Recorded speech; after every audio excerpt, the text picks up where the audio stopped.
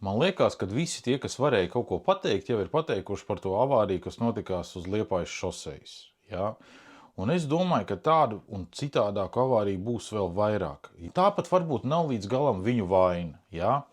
Es zinu to, ka Pakistānā, lai varētu dabūt autovadītāju tiesības, tur bija jābrauc apkārt 2 kokiem, kuri bija nolikti viens pie otra. Respektīvi, bija jāuztaisa aplis 300 metrus, un tur dabūja tiesības.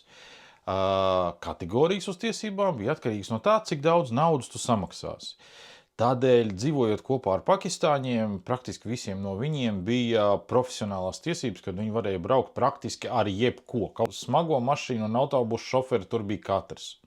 Un jāsaka, kā ir sakarā ar to, ka viņi visi tur dzīvo tādā anarhiskā haosā, ja, viņi pie tā ir pieraduši. Un tur apmēram ir tas pats, kas tajā anekdotē par džigitiem. Ja? Kad tu brauc pa sarkano, tad tu brauc pa sarkano, tāpēc, ka tu esi džigits. Bet tad, kad ir zaļais, tad tu piebremzē, tāpēc, ka tu zini, ka no malas var braukt cits džigits. Vai ne? Nu, ar tiem puikām ir apmēram tas patās. Priekš viņiem zīmes, galvenais ceļš, dodiet ceļu un svetaforu, tas ir kaut kas tāds, ko var ņemt un var neņemt galvā. Apmēram tāpatās kā BMW vadītājiem pagriezieni. Viņš var ieslēgt, viņš var neieslēgt.